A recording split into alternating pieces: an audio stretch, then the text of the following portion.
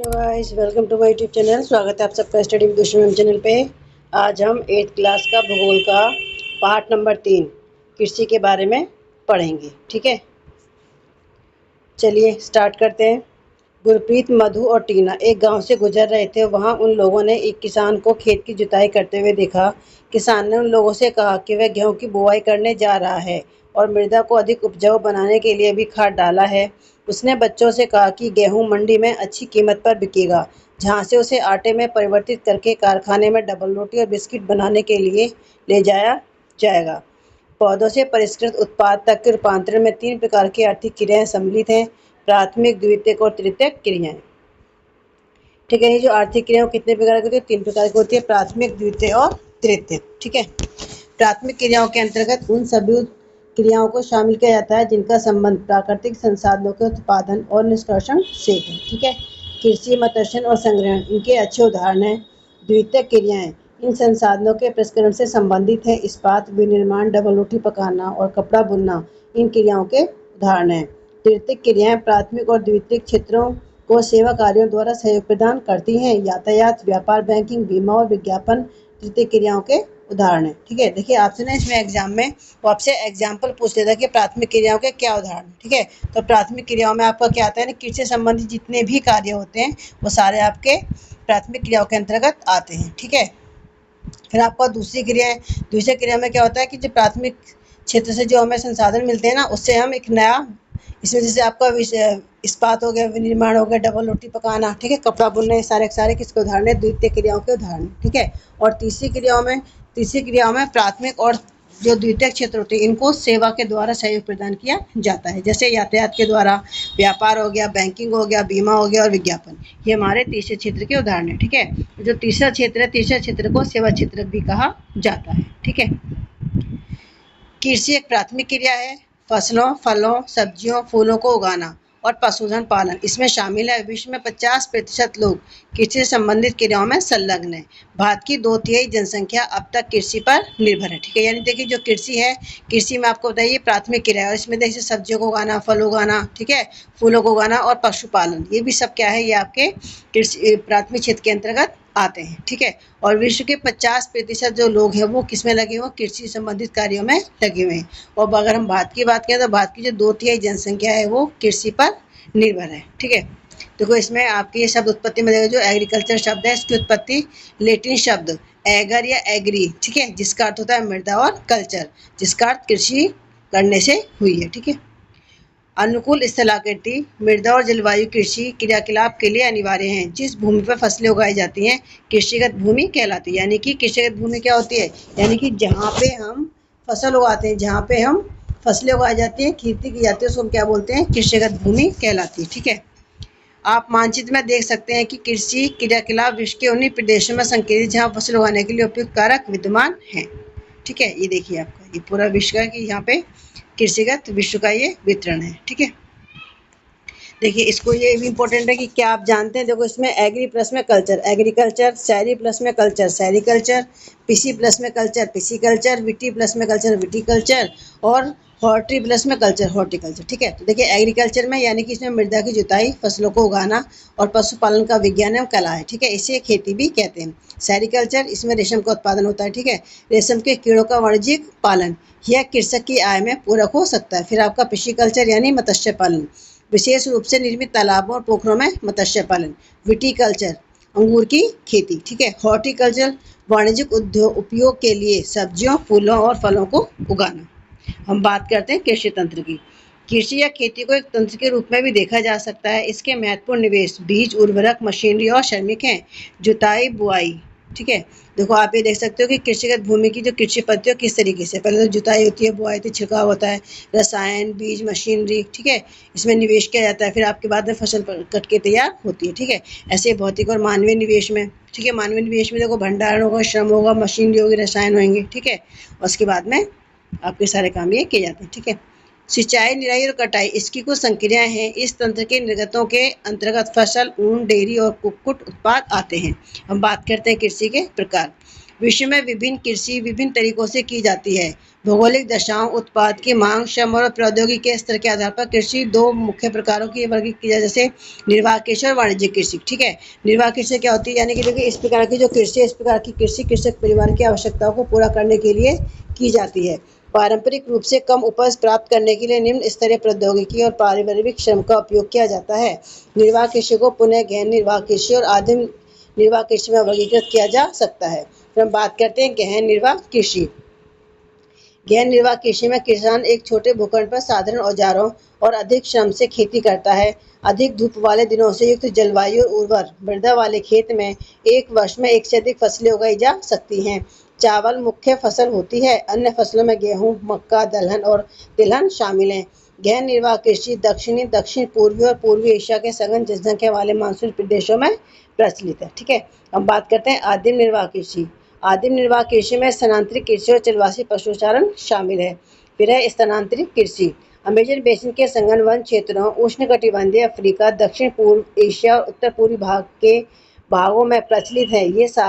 ये भारी वर्षा और वनस्पति के तीव्र पुनर्जन्म वाले क्षेत्र हैं।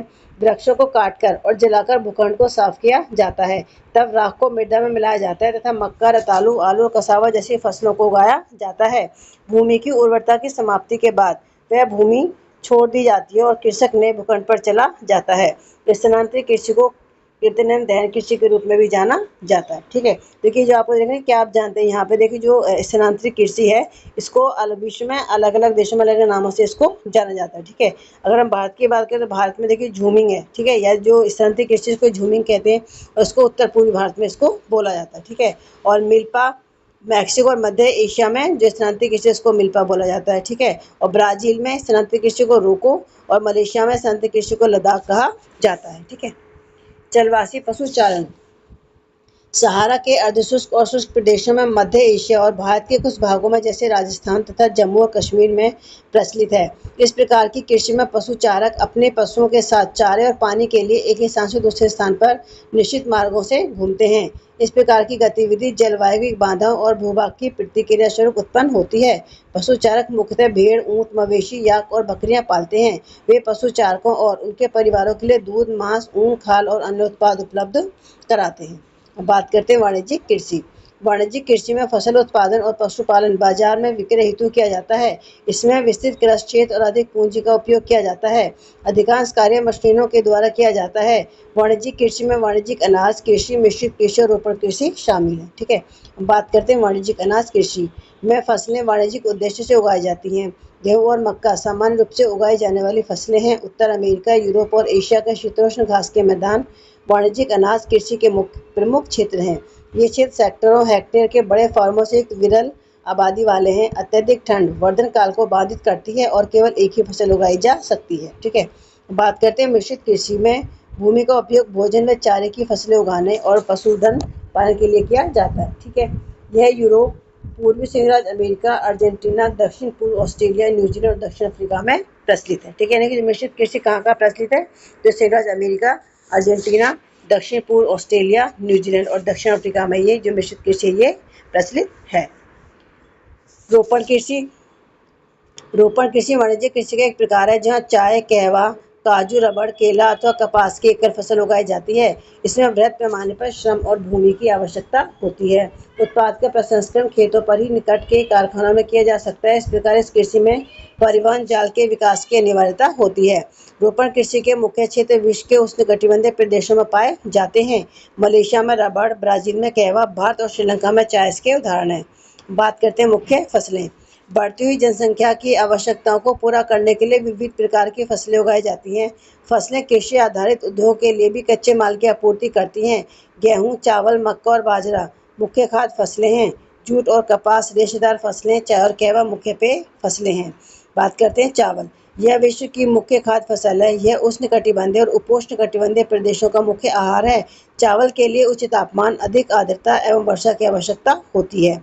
यह फसल चिकायुक्त जलोढ़ मृदा जिसमें जल रोकने की क्षमता हो वह सर्वोत्तम ढंग से बढ़ती है। चीन चावल उत्पादन में अग्रणी है। इसके बाद क्रमशः भारत, जापान, श्रीलंका और मिस्र हैं। अनुकूल जलवायु की दशाओं जैसे पश्चिम बंगाल और बांग्लादेश में एक वर्ष में 2 से 3 फसलें उगाई जाती हैं। अब बात करते हैं गेहूँ। गेहूं के वर्धन काल में मध्यम तापमान एवं वर्षा और शस्य कर्तन, फसल की कटाई के समय तेज धूप की आवश्यकता होती है। इसका विकास सुअपवाहित दोमट मृदा में सर्वोत्तम ढंग से होता है। गेहूं संयुक्त राज्य अमेरिका, कनाडा, अर्जेंटीना, रूस, यूक्रेन, ऑस्ट्रेलिया और भारत में विस्तृत रूप से उगाया जाता है। भारत में यह शीत ऋतु में उगाया जाता है। अब बात करते हैं मिलेट। ये मोटे अनाज के रूप में भी जाने जाते हैं और कम उपजाऊ तथा बलुई मृदा में उगाई जा सकती है।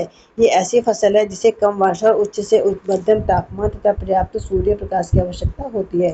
ज्वार, बाजरा और रागी भारत में उगाए जाते हैं। नाइजीरिया, चीन और नाइजर इसके अन्य उत्पादक देश हैं। ठीक है, अब बात करते हैं मक्का। इसके लिए मध्यम तापमान, वर्षा और अधिक धूप की आवश्यकता होती है। इसे सुअपवाहित उपजाऊ मृदा की आवश्यकता होती है। मक्का उत्तर अमेरिका, ब्राजील, चीन, रूस, कनाडा, भारत और मैक्सिको में उगाई जाती है। अब बात करते हैं कपास। कपास इसकी वृद्धि के लिए उच्च तापमान, हल्की वर्षा, 200 से 210 पाला रहित दिन और तेज चमकीली धूप की आवश्यकता होती है। यह काली और जलोढ़ मृदा में सर्वोत्तम उगती है। चीन, संयुक्त राज्य अमेरिका, भारत, पाकिस्तान, ब्राजील और मिस्र कपास के अग्रणी उत्पादक हैं। यह सूती वस्त्र उद्योग के लिए एक महत्वपूर्ण कच्चा माल है। और बात करते हैं पटसन। इसको सुनहरा रेशा के रूप में भी जाना जाता है। ठीक है, यानी सुनहरा रेशम किसे कहते हैं? पटसन को सुनहरा रेशा कहते हैं। यह जलोढ़ मृदा में अच्छे ढंग से विकसित होता है और इसे उच्च तापमान, भारी वर्षा और आर्द्र जलवायु की आवश्यकता होती है। यह फसल उष्ण कटिबंधीय क्षेत्र में उगाई जाती है। भारत और बांग्लादेश पटसन के अग्रणी उत्पादक हैं। बात करते हैं कॉफ़ी। इसके लिए गर्म एवं आर्द्र जलवायु और सुअपवाहित दोमट मृदा की आवश्यकता होती है। इस फसल की वृद्धि के लिए पर्वतीय ढाल अधिक उपयुक्त होती है। ब्राजील कॉफ़ी का अग्रणी उत्पादक है। इसके पश्चात कोलंबिया और भारत है। बात करते हैं चाय। बागानों में उगाई जाने वाली एक पेय फसल है। इसकी कोमल पत्तियों की वृद्धि के लिए ठंडी जलवायु और वर्ष भर समवितरित उच्च वर्षा की आवश्यकता होती है। इसके लिए सुअपवाहित दोमट मिट्टी और मृद ढाल की आवश्यकता होती है। पत्तियों को चुनने के लिए अधिक संख्या में श्रमिकों की आवश्यकता होती है। अब बात करते हैं कृषि का विकास। कृषि विकास का संबंध बढ़ती जनसंख्या की बढ़ती मांग को पूरा करने के लिए कृषि के उत्पादन को बढ़ाने की दिशा में किए जाने वाले प्रयासों से है। यह कई तरीकों से प्राप्त किया जा सकता है, जैसे बोए गए क्षेत्र में विस्तार करके, बोई जाने वाली फसलों की संख्या बढ़ाकर, सिंचाई सुविधाओं में सुधार करके, उर्वरक और उच्च उपज देने वाले बीजों के प्रयोग द्वारा। कृषि का मशीनीकरण भी कृषि के विकास के एक अन्य पहलू है। कृषि के विकास का चरम लक्ष्य खाद्य सुरक्षा को बढ़ाना है। कृषि का विकास विश्व के विभिन्न भागों में विभिन्न गतियों से हुआ है। अधिक जनसंख्या वाले विकासशील देश अधिकतर गहन कृषि करते हैं, जहाँ छोटी जोतों पर सामान्यतः जीविकोपार्जन के लिए फसलें उगाई जाती हैं। बड़ी जोतें वाणिज्यिक कृषि के लिए अधिक उपयुक्त होती हैं, जैसे संयुक्त राज्य अमेरिका, कनाडा और ऑस्ट्रेलिया में। आओ हम दो फर्मों, एक भारत और दूसरे संयुक्त राज्य अमेरिका के वस्तु स्थिति अध्ययनों की सहायता से विकासशील और विकसित देशों की कृषि के विषय में जानें। भारत का एक फार्म। उत्तर प्रदेश के गाजीपुर जिले में आदिलाबाद एक छोटा सा गांव है। मुन्ना लाल इस गांव के एक छोटा किसान है, जिसके पास लगभग 1.5 हेक्टेयर का एक फार्म है। उसका आवास मुख्य गांव में है। वह अधिक उपज देने वाले बीजों को बाजार से वर्षों के एकांतर पर खरीदता है। उसकी भूमि उर्वर है और वह वर्ष में कम से कम 2 फसलें, सामान्यतः गेहूं या चावल और दालें उगाता है। किसान अपने मित्रों, बुजुर्गों के साथ साथ सरकारी कृषि अधिकारियों से कृषि कार्यों के संबंध में सलाह लेता है। वह अपने खेत की जुताई के लिए भाड़े पर ट्रैक्टर लेता है। यद्यपि उसके कुछ मित्र अभी भी बैलों से खेतों को जोतने की परंपरागत विधि का प्रयोग करते हैं। समीप के एक खेत में एक नलकूप है, जिसे वह अपने खेत की सिंचाई के लिए भाड़े पर लेता है। मुन्ना लाल के पास 2 भैंस और कुछ मुर्गियां भी हैं। वह निकट के शहर में स्थित सहकारी भंडार में दूध बेचता है। वह वहां का एक सदस्य है। सहकारी समिति उसके जानवरों के लिए चारे के प्रकार, पशुधन के स्वास्थ्य के सुरक्षात्मक उपायों और कृत्रिम गर्भाधान के संबंध में भी सलाह देती है। कृषि के विविध कार्यों में परिवार के सभी सदस्य उसकी सहायता करते हैं। कभी कभी वह बैंक या कृषि सहकारी समिति से बीजों की उच्च उपज वाली किस्मों और बाजारों के खरीदने के लिए लेता है। वह अपने उत्पाद को निकट के शहर में स्थित मंडी में बेचता है। अधिकांश किसानों के पास भंडारण सुविधाओं की कमी होती है, इसलिए वे बाजार के अनुकूल न होने पर भी अपने उत्पादों को बेचने के लिए विवश होते हैं। हाल के वर्षों में सरकार ने भंडारण की सुविधाओं के विकास के लिए कुछ कदम उठाए हैं। बात करते हैं संयुक्त राज्य अमेरिका का एक फार्म। संयुक्त राज्य अमेरिका में एक फॉर्म का औसत आकार भारतीय फॉर्म की तुलना में बहुत बड़ा होता है। संयुक्त राज्य अमेरिका में एक प्रारंभिक फॉर्म का आकार 250 हेक्टेयर होता है। किसान सामान्यतः फार्म में रहता है। मक्का, सोयाबीन, गेहूं और चुकंदर यहाँ उगाई जाने वाली कुछ महत्वपूर्ण फसलें हैं। संयुक्त राज्य अमेरिका के मध्य पश्चिम में स्थित आयोवा राज्य के एक किसान, जो होरन के पास 300 हेक्टेयर भूमि है, वह अपने खेत में मक्का तब उगाता है जब वह आश्वस्त हो कि मृदा और जल संसाधन इस फसल की आवश्यकता को पूरा कर देंगे। फसल को नुकसान पहुंचाने वाले पीड़कों पर नियंत्रण के लिए पर्याप्त उपाय किए जाते हैं। समय समय पर वह मृदा के नमूनों को मृदा परीक्षण प्रयोगशाला में जांच के लिए भेजता है कि उसमें पर्याप्त पोषक है या नहीं। ये परिणाम जो होरन को वैज्ञानिक उर्वरक कार्यक्रम की योजना बनाने में मदद करते हैं, उसका कंप्यूटर उपग्रह से जुड़ा हुआ है, जो उसे उसके खेत की यथार्थ तस्वीर देता है। वह रासायनिक उर्वरकों और पेड़नाशकों का आवश्यकता अनुसार प्रयोग करने में उसकी मदद करता है। वह ट्रैक्टर, बीज बोने की मशीनों, समतलक, संयुक्त हार्वेस्टर और थ्रेशर का प्रयोग कृषि संबंधी विविध क्रियाओं में करता है। अनाज स्वचालित अन्न भंडारण में संचित किए जाते हैं अथवा बाजार अभिकरणों में भेजे जाते हैं। संयुक्त राज्य अमेरिका में किसान एक व्यवसाय की तरह काम करता है, न कि खेती किसान की तरह काम करता है। ठीक है, तो देखिए इस चैप्टर में ये बहुत इंटरेस्टिंग चैप्टर है कृषि के बारे में। ठीक है, इसमें आपने कृषि के प्रकार के बारे में समझा कि निर्वाह कृषि क्या होती है, व्यवसाय कृषि क्या होती है। ठीक है, और कृषि को पैदा करने के लिए कौन कौन सी जलवायु की जरूरत हमें होती है। ठीक है, तो प्लीज़ मेरे चैनल को लाइक और सब्सक्राइब जरूर करें, साथियों और बच्चों को भी शेयर करें जिससे उनको भी इसका लाभ मिल सके। ठीक है, आज की वीडियो में बस इतना ही। मिलते हैं आपसे नेक्स्ट वीडियो में। Thank you.